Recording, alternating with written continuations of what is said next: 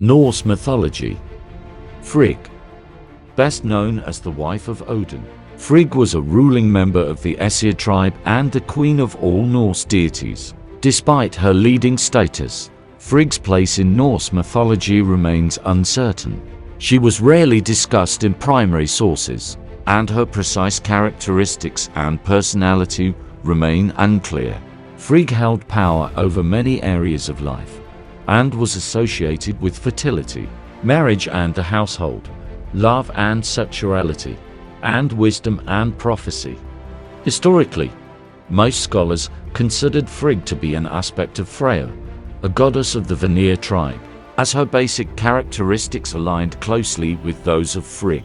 Like Freya, Frigg was a Veilver, or practitioner of the magical art of Cider, and sought to divine or alter the future through ritual.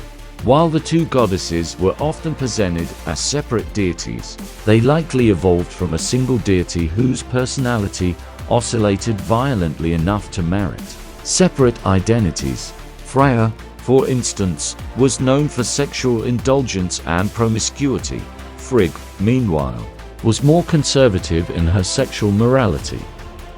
The name Frigg was derived from the Proto-Germanic frias, meaning beloved, dear. The English day of the week Friday may be related to the goddess by way of the Old English word Frigg Day, meaning Frigg's Day. As wife of Odin, Frigg was the undisputed queen of the Norse gods. In art from the 19th and early 20th centuries, Frigg was often depicted sitting on a throne or holding a commanding pose. Frigg dwelled in Fensala, a watery realm that likely took the form of a bog, marsh, or wetlands. She owned an ashen box called an eski, which the goddess Fulla toted around for her. The box's contents were unknown. She was also known to have a set of falcon plumes that the gods, notably Loki, used to shapeshift into bird form. Frigg's parentage remains unknown. Later in life, Frigg married Odin, with whom she had Hermod and Baldur, the shining deity known as the wisest of the Aesir gods. Frigg played a prominent role in two Norse myths, featured in the Grimnismal of the Poetic Edda and the Gylfaginning of the Prose Edda, respectively. Both tales painted Frigg as both a maternal figure and a ruler in her own right. Though the Grimnismal, or the Ballad of Grimner, concerned the fate of Grimner, it also contained a fascinating frame story. Ognar and Gaiath were the young sons of Hrauthin, a mighty king.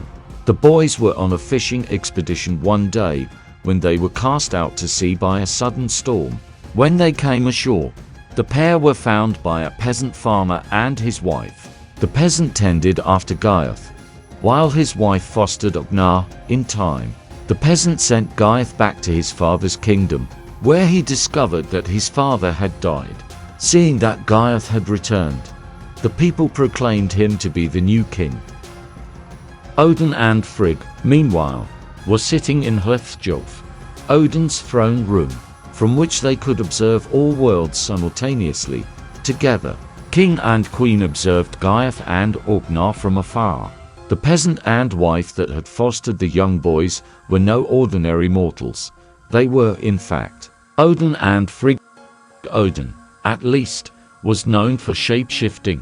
Odin, then, had fostered Gaiath, while Frigg had fostered Ognar. Naturally, Odin praised Gaiath for his wisdom and power, but slandered Ognar. "Seest thou, Ognar, thy fosterling, how he begets children with a jaundice in the cave? But Gaiath, my fosterling, is a king, and now rules over his land." Not content to watch idly as her fosterling was rebuked, Frigg retorted with a critique of her own. She said of Gaiath, "He is so miserly that he tortures his guests if he thinks that too many of them come to him." Odin disagreed with her, and the two decided to make a wager. Odin would go to Gaiath's court in disguise, and the gods would discover the truth of the matter. Determined to win, Frigg sent a maiden to Gaiath with a message. A wizard would soon arrive at Gaiath's court and attempt to bewitch the king. Soon enough, a traveler named Grimner arrived in Gaiath's court. The traveler offered his name and nothing more, so Gaiath had him tortured to make him speak, and set him between two fires, and he sat there 8 nights. Eventually, Gaiath's younger son brought poor Grimner a horn of ale. The tale that Grimner told while sipping this ale formed the core of the Grimnismal, and it was here that the frame story ended. While Frigg did not again appear in the text, it was clear that she had won the wager. In outsmarting Odin, she proved herself to be a fierce foster mother who was willing to resort to torture in order to defend her fosterling. One of the best-known stories in all of Norse mythology, the Death of Baldur, was a cornerstone of the Gylfaginning, part of the Icelandic scholar Snorri Sturluson's 13th century prose Edda. The story prominently featured Frigg as a grieving mother who would move mountains to resurrect her beloved son, called Frigga and Baldur by Lorenz Frolic. One night, Baldur had a nightmare in which he foresaw his own death. When Frigg dreamt the same dream, Odin was compelled to act. Mounting Sleipnir, his 8-legged horse, Odin rode to Hel, the realm of the dead, in search of an oracle that could decipher such portentous dreams. Odin found the Valva and, using a magic of his own, resurrected her from the dead. This Valva was likely the same one who narrated the Veluspa. Upset at being so rudely awakened, the Valva at first refused to tell Odin anything. When the Valva eventually decided to cooperate, what she told Odin confirmed his worst fears. Baldur would indeed die, and those who loved him would mourn. When Odin returns with the news, Frigg was devastated. Determined to defy the prophecy, she approaches all things in creation, living and inert, and made them promise never to harm her son, and Frigg took oaths to this purport, that fire and water should spare Baldur, likewise iron and metal of all kinds, stones, earth, trees, sicknesses, beasts, birds, venom, serpents. Frigg took oaths from everything, save for an innocent shrub of mistletoe. Unfortunately, wicked Loki, the impish trickster of the Norse pantheon, eventually discovered Frigg's oversight. Disguising himself in the form of a woman, Loki approached Frigg and asked her whether all things had sworn oaths never to harm Baldur. Not knowing the woman's true identity, Frigg conceded that she had not demanded the oath from a humble sprig of mistletoe. Upon hearing this news, a gleeful Loki rushed off to locate the mistletoe and fashion a spear from it. When he returned, he found that the gods were hurling missiles at Baldur and making sport of his invulnerability.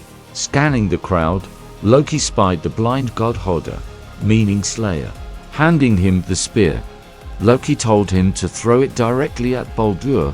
Hoder did so, and the spear struck true, mortally wounding Baldur.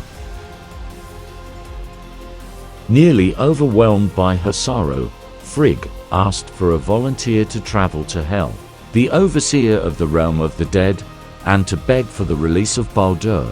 Hermod, her lesser-known son and Baldur's brother, volunteered and riding Sleipnir, traveled to the halls of Hel, where he found Baldur.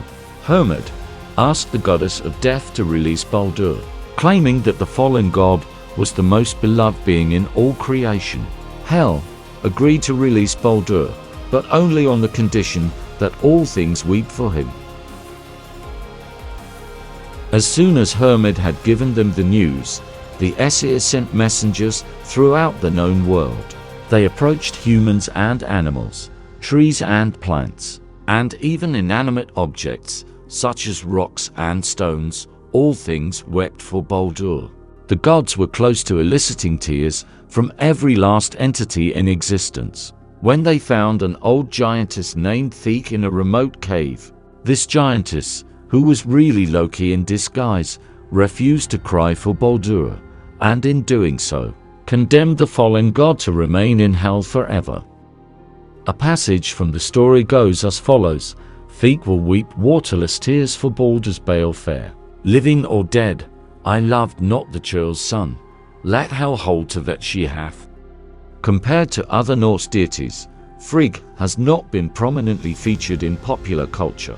Instead, she has mainly survived as a figure of worship in the collection of Germanic neo-pagan beliefs, commonly known as heathenry or heathenism. Practitioners venerate ancient pre-Christian deities, such as Frigg, and observe pre-Christian beliefs, such as naturism. Thanks for watching mythology.